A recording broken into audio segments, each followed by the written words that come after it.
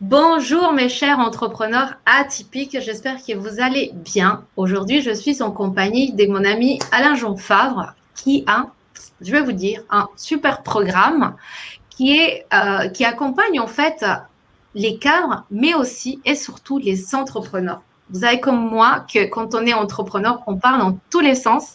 On a beaucoup trop de projets et des fois, voire très souvent, on oublie notre couple. Comment ça va, Alain? Ben, écoute, ça va très très bien. Je suis ravi d'être là ce soir avec toi. Merci de l'invitation, Sonia. Et puis voilà, je suis ravi de pouvoir passer un petit moment avec toi et avec ta communauté. Merci d'avoir répondu à ma demande qui pour moi est très importante. Est-ce que tu voudrais bien te présenter? Oui, alors en quelques mots, donc je m'appelle Alain Jean Favre, je suis coach en relations amoureuses. Je viens de Suisse, j'habite à Lausanne.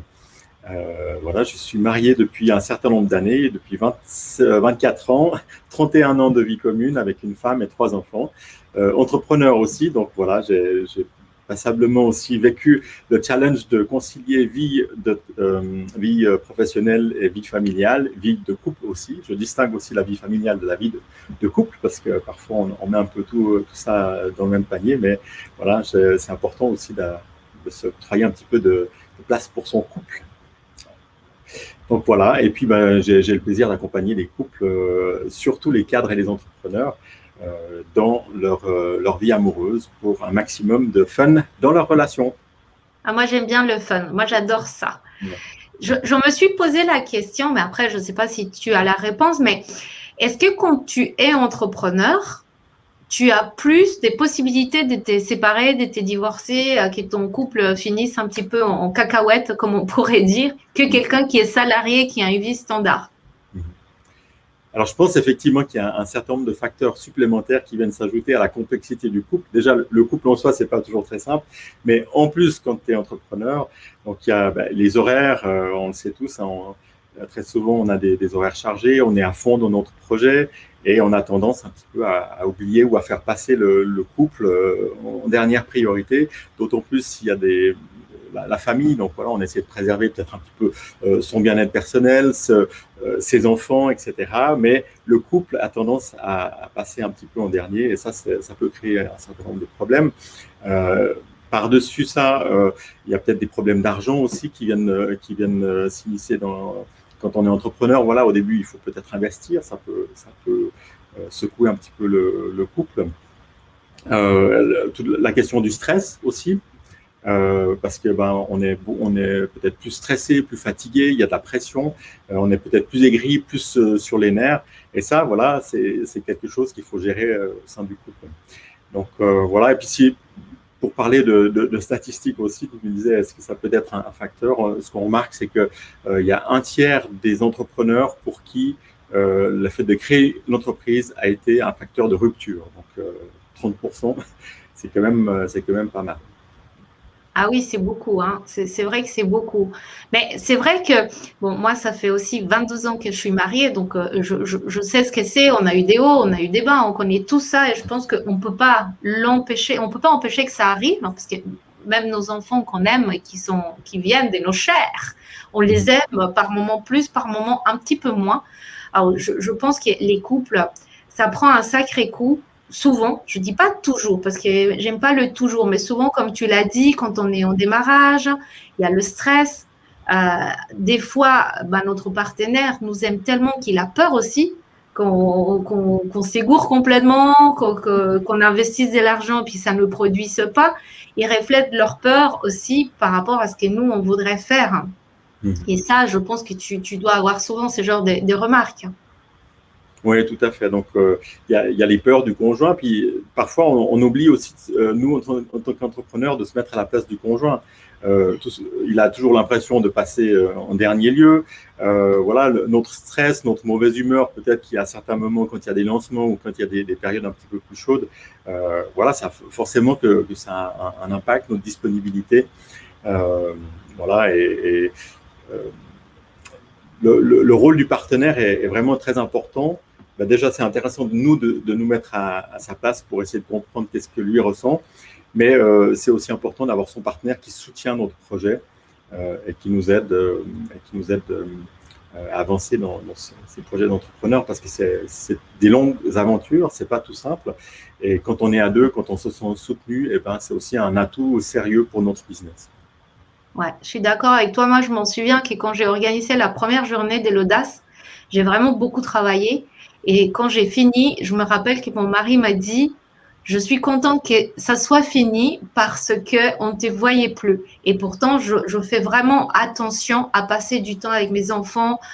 Les repas de famille, par exemple, c'est très, très, très important. Je me dis, c'est le seul moment où on est tous là, on est à table, on prend du temps, pas des téléphones portables. C'est vraiment un moment d'échange.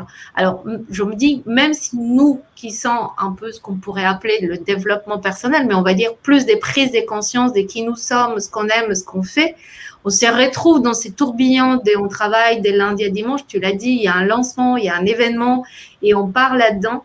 Et pour nos enfants, mais surtout pour nos couples, ce n'est pas évident d'être de l'autre côté, de ne pas comprendre ce qu'on fait aussi. Je ne sais pas toi dans ton cas, nous, quand on parle des tunnels des ventes et tout ça, ils ne comprennent rien du tout et ce n'est pas évident. Et ça d'ailleurs, ça fait partie des clés que moi je partage avec les personnes que j'accompagne, d'essayer un maximum de partager aussi qu'est-ce qu'on fait, d'expliquer, de donner des termes, des mots, parce que c'est vrai qu'au début, on se dit, ah, de toute façon, l'autre ne va pas comprendre parce qu'on est un peu dans notre bulle entrepreneuriale. Et quelque part, ça vaut la peine de faire l'effort d'expliquer. Alors, les premières fois, la personne, elle te regarde avec des yeux grands comme ça, mais petit à petit, voilà, elle comprend aussi les choses et puis on l'embarque dans notre monde et c'est beaucoup plus simple aussi que l'autre comprenne qu'est-ce qu'on fait et que l'autre s'excite aussi en même temps avec nous sur notre projet. Donc, c'est quand même sympathique. Ouais. Est-ce que tu as une idée? Excuse-moi, vas-y. Oui, je voulais juste rebondir aussi sur ce que tu disais par rapport au repas en famille et ces moments-là. Oui, c'est vraiment chouette de pouvoir passer du temps. Je rajouterais même du temps de qualité parce que ce qui peut souvent arriver, c'est qu'on est présent, mais on est présent physiquement, mais on n'est pas présent psychiquement, si tu veux. Tu vois ce que je veux dire. Où on a toujours notre pensée puis on a une idée pour notre projet, etc. Et ça, c'est vraiment quelque chose où il faut être vraiment très, très vigilant, c'est que les moments, peut-être les rares moments où on est avec notre famille, avec notre conjoint, ben c'est chouette de pouvoir être pleinement là et de profiter de ces moments-là. Ouais, c'est pas la quantité, mais c'est plus la qualité. Ouais. Je voulais te poser une question, mais encore une fois, je ne sais pas si tu as la réponse. Moi, j'aime bien poser des questions.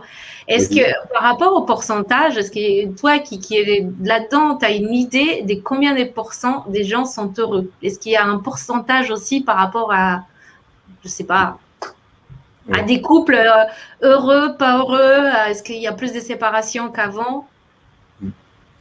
Alors, le nombre de séparations, c'est assez variable. On va dire, avec les années, ça fluctue. Mais si on généralise un tout petit peu, sur les mariages, il y a quand même 50% des couples qui se séparent. Et ce qui est intéressant aussi de voir, c'est sur les 50% qui restent, il y en a 30% qui se supportent, qui restent ensemble, mais qui ne sont pas vraiment heureux parce que ils restent peut-être pour les enfants, pour des questions de maison, etc. Et la bonne nouvelle, quand même, c'est qu'il y a 20% de couples heureux. Donc, c'est possible d'être heureux en couple. Il faut travailler dessus. Il faut y consacrer un peu de temps et d'énergie. Mais voilà, je suis vraiment persuadé que quand on fait tout ça, on peut vraiment être heureux en couple. Et c'est ça que j'ai envie de partager avec un maximum de personnes ici. C'est vraiment pas beaucoup. Hein. Moi, je vois, des fois, je demande plus à mes enfants, mais qui sait qu'il y a encore un papa et une maman à la maison? Parce que c'est compliqué. Ces trucs d'aller à droite, à gauche, j'ai pas vécu ça, mais je pense que ça doit être assez difficile pour l'enfant et puis pour les parents. Je vois ces parents qui se déchirent. Je connais des amis qui sont proches, le mari ou la femme devient presque son pire ennemi. Et je me dis comment tu peux avoir aimé quelqu'un au point de te marier et t'éloigner comme ça à que ça devienne presque ton pire ennemi. Donc, avec ton programme, avec ce que tu proposes, avec tes accompagnements, est-ce que tu pourrais nous dire comment il faudrait faire pour pas que ça arrive? Voilà.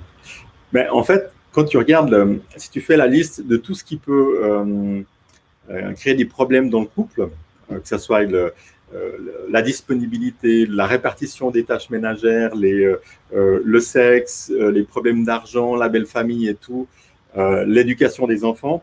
Quand tu fais vraiment l'inventaire de tout ça, je ne veux pas dire que c'est un miracle de rester ensemble, mais c'est un vrai challenge. Après, ce qu'il faut voir, c'est qu'il y a des recettes, c'est pas la bonne formule, mais si on étudie les comportements des couples qui fonctionnent, on arrive vraiment à identifier qu'est-ce qu'ils font de différent de ceux qui ne fonctionnent pas.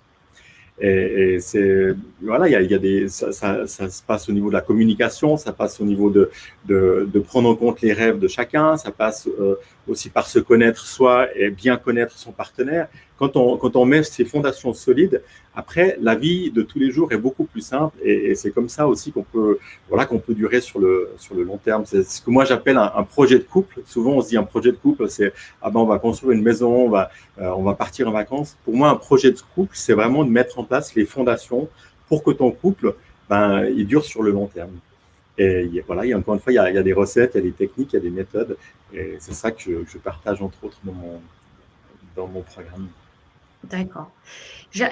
En t'écoutant, je me dis, je ne sais pas si tu l'utilises ou pas, mais c'est vrai que des fois, à la maison, que ce soit avec mes enfants, mais aussi avec mon mari, c'est quand je ne suis pas fâchée que je peux dire les choses aussi et me dire, si jamais ça arrive, voici comment je voudrais que ça se passe. Parce qu'on en a déjà parlé, on a déjà parlé, si un jour on ne se sépare, comment je voudrais que ça soit dans mon idéal à moi. Est-ce que toi, tu préconises, j'ai le mot qui m'échappe, merci, préconise. Est-ce qu'on peut se créer un idéal avant que toutes ces périodes chaotiques arrivent? Tu dis un idéal de couple? Non, comme par exemple, je te donne un exemple, comme je t'ai dit, ça m'est déjà arrivé de parler avec mon mari, si jamais je décède, voici ce que je voudrais que vous fassiez pendant cette période difficile. Déjà, surtout ne pas arrêter de vivre, continuer à vivre, mais on avait déjà discuté une ou deux fois, si jamais on se sépare, comment on voudrait gérer nos enfants, comment on voudrait que ça se passe. Dans mon couple idéal, voici ce que je voudrais que ça se passe dans 5 ans, dans 10 ans. Est-ce que toi, tu conseilles ça aussi, comme faire dans un monde idéal, en couple, voici ce que je vous souhaiterais que ça soit, que ça se passe en fait, avant que ça arrive justement. En fait, ça fait partie du premier module de mon programme d'ailleurs, c'est d'imaginer à quoi est-ce que tu aimerais que ton couple ressemble, tu vois. Parce que pour tous les sportifs d'élite, ils font de la visualisation, ils essayent de s'imaginer les choses. Donc, moi, je travaille beaucoup avec ça aussi, de se dire, voilà, à quoi est-ce que tu aimerais que ton couple ressemble? Quelle est l'intention que tu veux mettre dans ton couple? Et ça, quelque part, ça va nourrir ton projet de couple, ça va aider à tenir sur la durée et puis de manière constante, parce que cette destination de rêve, comme je l'appelle, elle peut changer aussi au fur et à mesure de l'évolution. Forcément, tes aspirations, ce que tu souhaites à 20 ans, c'est différent de quand tu arrives à 40 ou 50 ans. Et c'est intéressant dans le couple de régulièrement se poser la question, où est-ce qu'on veut aller, comment est-ce qu'on voit les choses. Et voilà, je trouve que c'est très nourrissant et c'est motivant d'avoir ces discussions-là. Et puis, peut-être une fois par année, de dire on fait un petit bilan, qu'est-ce qu'on a bien fait l'année dernière, quelles sont les choses qu'on aurait peut-être pu faire différemment, et puis de se dire voilà, pour l'année prochaine, voilà ce qu'on aimerait faire, où est-ce qu'on aimerait aller aussi dans les années à venir. Voilà, je trouve que c'est vraiment super motivant et enrichissant d'avoir ce genre de conversation avec son conjoint, tout en intégrant aussi les rêves des deux dans ces discussions-là. Ouais. Et tu penses que ça serait un peu comme quand tu as une entreprise et tu es entrepreneur, faire un bilan de ton produit, faire un bilan de combien tu as vendu, combien il te faut? Non, mais c'est ça. Hein, et, j'ai un petit exercice que j'aime bien faire dans le programme. Je fais un petit bilan du couple. J'ai identifié 7 dimensions du couple. Donc, ça passe, tu as la communication, tu as le sexe, tu as la routine, etc.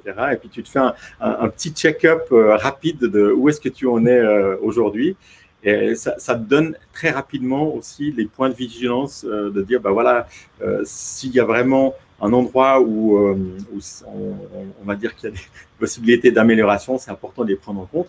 et aussi de capitaliser sur ce qui va bien. Parce que souvent, ce qu'on a tendance à faire quand le couple fonctionne peut-être un peu moins bien, c'est de remarquer tout ce qui ne fonctionne pas, tout ce qui ne va pas. Et ce n'est pas forcément la bonne stratégie. Moi, je travaille beaucoup sur le positif, de se dire, voilà, sur quoi est-ce qu'on peut capitaliser, quels sont les bons moments, les trucs qu'on aime bien faire ensemble. Et voilà, fais plus de ce qui fonctionne bien. Après, tout le reste, ça sera beaucoup plus facile. Donc, ça veut dire que s'il y a des personnes qui nous écoutent là et qui se retrouvent dans ce qu'on est en train de dire, le fait de s'éloigner de la personne qu'on a tellement aimée, avec qui on a eu peut-être des enfants ou avec qui on partage déjà X années, on peut revenir pas comme avant, parce que je pense que ça serait un petit peu conte de fait de se dire, on va s'aimer comme le premier jour où on s'est rencontrés. Mais est-ce qu'on peut à nouveau aimer cette personne et retrouver l'amour qu'on a perdu ou qu'on l'a laissé éteindre? Je ne sais pas comment on pourrait dire. Alors ça, j'en suis absolument convaincu. À partir du moment où il y a une volonté des deux de vouloir faire quelque chose, parfois on arrive dans des situations où il y en a un qui a complètement démissionné. Et là, c'est vrai que c'est compliqué, mais s'il y a quand même une volonté des deux de continuer, très souvent, les sentiments, ils sont encore là. C'est simplement de souffler sur la braise, de donner des espaces pour faire des choses ensemble, pour discuter, pour avoir des discussions autres que la logistique. Souvent, on se retrouve comme des colocataires. Tu sais, on partage juste la liste des courses. Ah oui, puis toi, c'est toi qui vas chercher les enfants. Et puis, voilà, mais des vrais moments, et ça n'a pas forcément besoin d'être, je sais pas, 3 jours par semaine, mais des fois, c'est juste 1 heure où tu prends l'apéro avec ton conjoint et puis tu discutes d'autres choses que de la logistique, des vrais moments d'échange. Et ça donne de l'air au couple, ça permet justement de ressouffler sur la braise pour faire que le feu reparte et s'entretienne sur le long terme. Ouais, super. Bon, les entrepreneurs atypiques que vous êtes, j'ai convaincu Alan de nous offrir une partie de son programme. Bon, je ne sais pas si c'est une partie, c'est toi qui vas nous expliquer, mais d'offrir un cadeau pour nous aider justement à nous rendre compte si notre couple va bien, si on peut l'améliorer et d'autres choses que tu vas nous partager. Tu peux nous expliquer un peu? Oui. Alors, ça me fait très plaisir de partager. C'est un mini-module, on va dire, de mon programme. Mais c'est quelque chose qui est vraiment très simple, très pratique et facile à mettre en place. Parce que nous, les entrepreneurs, il faut que ça aille vite et puis on n'a pas envie de se prendre la tête. Donc, ça, c'est vraiment quelque chose de très pratique, pragmatique, qui fonctionne d'ailleurs pour le couple, mais au-delà du couple. Et voilà, je ne veux pas brûler ou casser le cou en donnant trop d'informations sur la vidéo, mais c'est vraiment quelque chose qui sera très, très utile pour ressouffler sur les braises, comme je disais tout à l'heure, et puis de manière assez rapide, remettre de la complicité dans votre couple et surtout avoir une autre grille de lecture, une autre compréhension de son partenaire. C'est quelque chose de très sympa à faire en plus.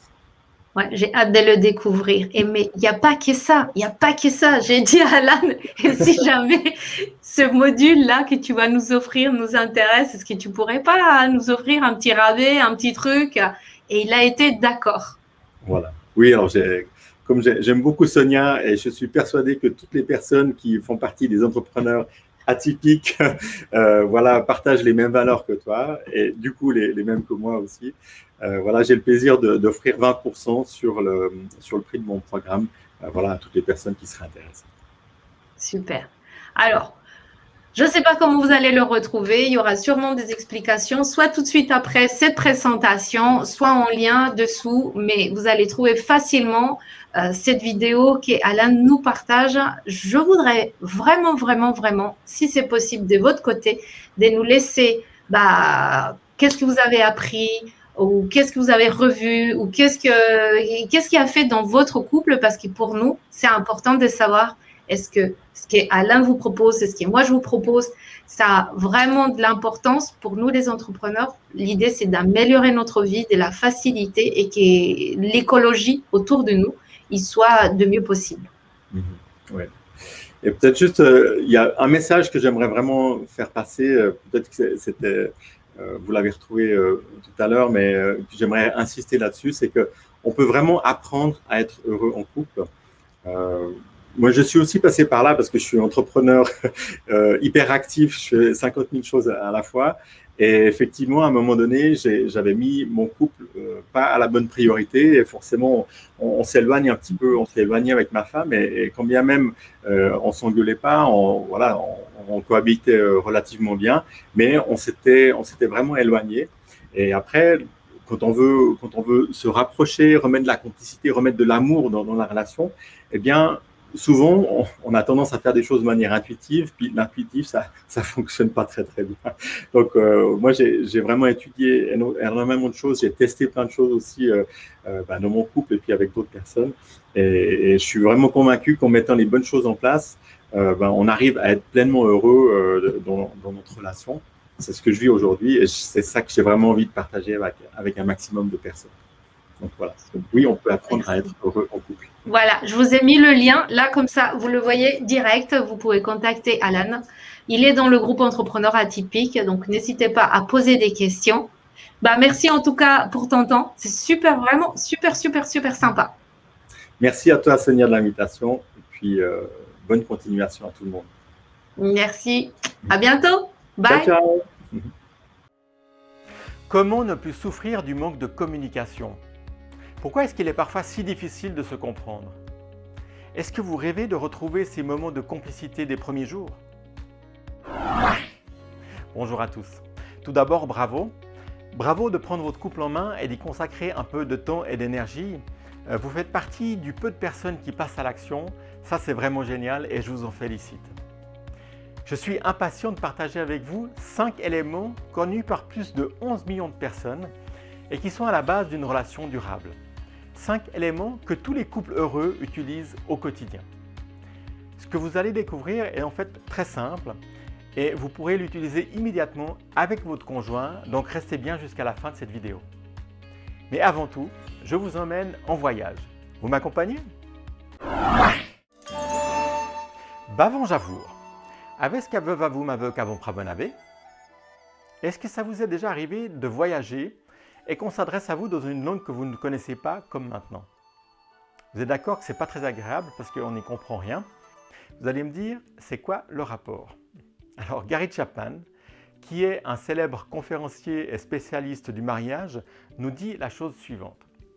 Si nous voulons communiquer efficacement avec des personnes d'autres cultures, nous devons apprendre leur langue. Il en va de même avec l'amour. En fait, Gary Chapman a identifié qu'il y avait 5 langages de l'amour, 5 manières de donner ou de recevoir de l'amour, car il n'y a pas que les mots qui permettent de l'exprimer. Et je vais vous les détailler dans un instant avec des exemples concrets, mais en guise d'introduction, les voici. Le premier, c'est les mots doux ou les paroles valorisantes. Les moments de qualité. Les cadeaux. Les services rendus. Et le toucher physique. Alors dans cette liste, est-ce qu'il y en a qui vous parlent déjà plus que d'autres?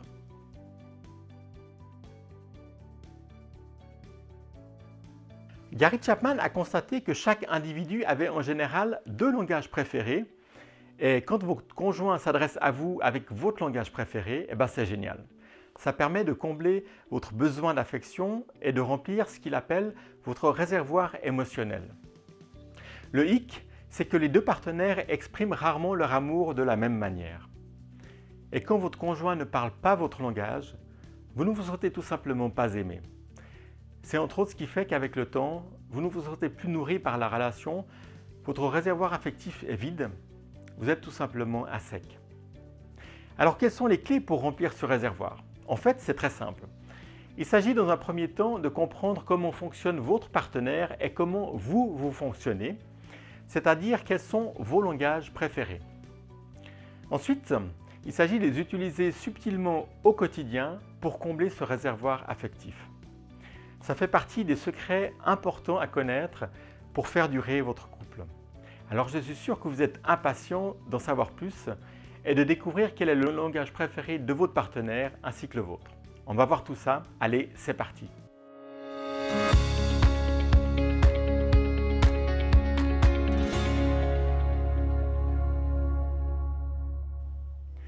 Donc nous avons vu qu'il y avait 5 langages de l'amour. les mots doux et les paroles valorisantes, les moments de qualité, les cadeaux, les services rendus et le toucher physique. On va rentrer dans le concret pour comprendre ce qui se cache là derrière et je vais aussi vous donner des astuces pour facilement parler le langage de votre conjoint. Il y aura ensuite un petit exercice pour vous aider à classer ces langages par ordre d'importance pour vous et pour votre partenaire. Alors tout d'abord, les mots doux ou les paroles valorisantes sont une façon d'exprimer notre amour à travers les mots. Il en existe de plusieurs types, les paroles d'encouragement qui motivent et donnent de l'énergie, comme par exemple « Tu as toutes les capacités en toi pour réussir ce projet, je suis sûr que tu vas y arriver ». Ces paroles sont d'ailleurs très importantes pour développer la confiance en soi. Les mots gentils comme « Je t'aime » pour simplement dire à l'autre combien il compte pour nous. Les compliments « Tu es magnifique dans cette robe rouge, cette couleur te va très bien ». Ou alors « Tu es le meilleur cuisinier au monde, j'adore ta sauce bolognaise ». Les remerciements, même pour les petites choses du quotidien, pour montrer que vous êtes reconnaissant de ce que l'autre fait pour vous. Merci d'avoir préparé le repas ce soir ou c'est vraiment gentil que tu m'aies accompagné aux courses ce matin. Nous avons tous ce besoin de valorisation, c'est comme une soif de nous sentir reconnus et appréciés. Les astuces. Si c'est le langage principal de votre partenaire, prenez l'habitude de lui faire des compliments, de l'encourager et de le remercier au quotidien. N'hésitez pas à lui faire des petits textos d'amour ou de lui glisser des petits papiers dans son porte-monnaie avec un mot gentil, surprise garantie. Ça va peut-être vous faire bizarre au début si vous n'avez pas l'habitude de faire des compliments, mais si vous êtes concret, précis et sincère, ça va faire tout son effet, je vous le garantis. Si c'est votre langage et que vous ne recevez pas votre dose, n'hésitez pas à le lui dire, en évitant bien sûr les accusations et les reproches du style « tu ne me dis jamais rien de gentil ». Mais en commençant plutôt par « je ». J'aime beaucoup quand tu m'écris des petits mots doux, j'apprécie beaucoup tes compliments. Ce langage est celui qui remplit le mieux le réservoir d'un couple et retenez que quand notre réservoir est rempli, on se sent pleinement épanoui. Les moments de qualité. C'est tout simplement de prendre le temps de partager des moments d'échange, des moments de vraie connexion à deux.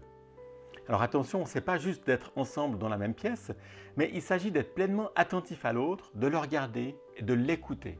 Et là, il y a un message subliminal pour les mecs.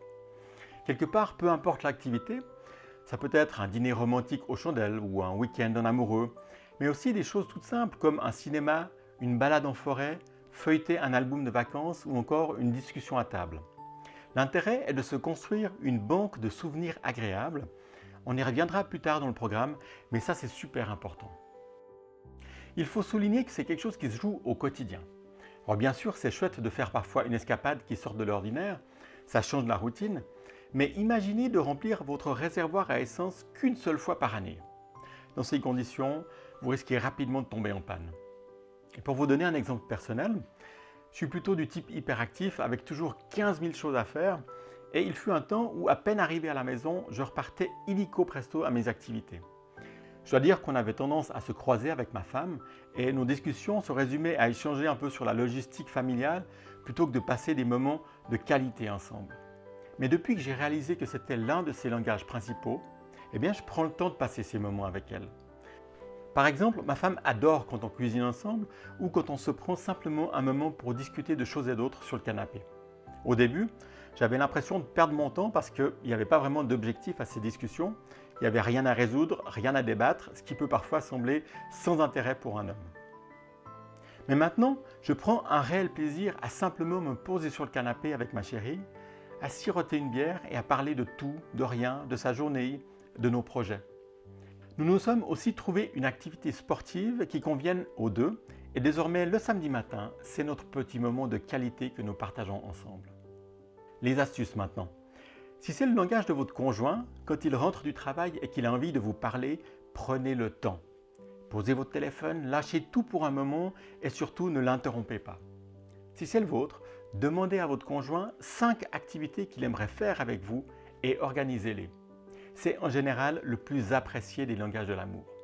Et vous, est-ce qu'il y a des moments de qualité que vous appréciez particulièrement ?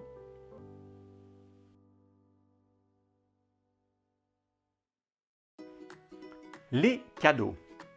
Quand on parle de cadeaux, attention, on ne parle pas forcément d'argent. Et bonne nouvelle pour vous messieurs, ce n'est pas la valeur qui compte, ce qui compte c'est l'attention. c'est le fait de montrer que vous avez pensé à votre partenaire qui est important. Et là, plus c'est personnalisé, mieux c'est. Votre conjoint sera très touché si il ou elle se rend compte que vous avez réfléchi et que vous vous êtes sincèrement intéressé pour lui offrir quelque chose qui lui plaise. Encore une fois, la taille ou la valeur ne sont pas importants, c'est le symbole qui compte. Les astuces. Alors soyez attentifs aux signes. Quand madame se balade dans la rue et vous dit « Oh, elles sont belles ces chaussures », eh bien prenez-les en photo, faites-lui la surprise de les lui offrir. Et pas besoin d'attendre la Saint-Valentin, au contraire, montrez-lui que vous pensez à elle toute l'année. Et soyez imaginatif, par exemple lui ramener son dessert préféré, pourquoi pas lui fabriquer quelque chose ou lui faire livrer des fleurs à son travail. Osez les surprises. Les services rendus. C'est le langage le plus efficace au quotidien. Et gardez bien cette phrase en tête. Je t'aime, donc je t'aide et je te soutiens pour rendre ton quotidien plus facile et agréable, pour que tu aies du temps pour toi. Cette façon de démontrer notre amour donne le sentiment à l'autre d'être respecté et lui rend la vie bien plus légère. Les astuces.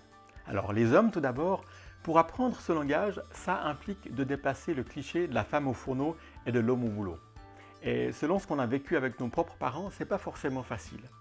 Mais si vous jouez le jeu, je vous garantis que ça en vaut la peine. On peut même faire du 2 en 1.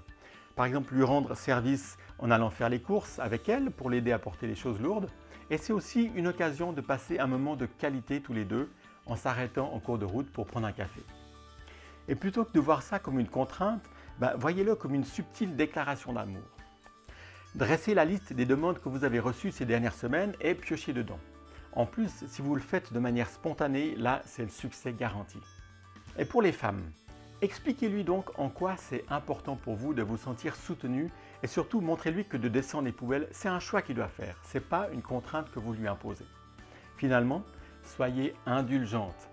Si votre conjoint veut vous rendre service mais qu'il n'exécute pas la tâche exactement comme vous l'espériez, respirez un bon coup et surtout encouragez-le.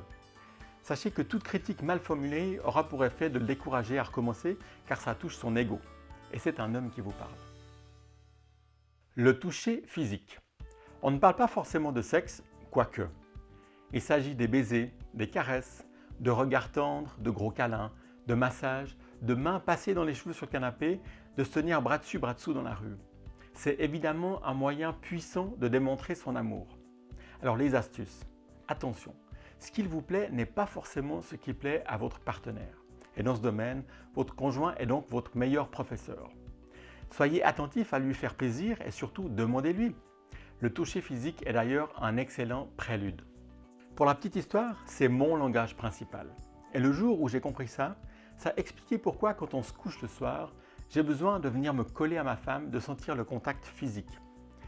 Ce n'est d'ailleurs pas son langage principal et je dois dire qu'elle est très conciliante, même en été quand il fait chaud, car elle sait que c'est important pour moi. C'est aussi ça l'amour. Voilà, donc on a fait le tour des 5 langages de l'amour. Je suis sûr que certains vous en parlent plus que d'autres, mais attention, même si nous avons 1 ou 2 langages préférés, ça ne veut pas dire qu'on peut négliger les autres.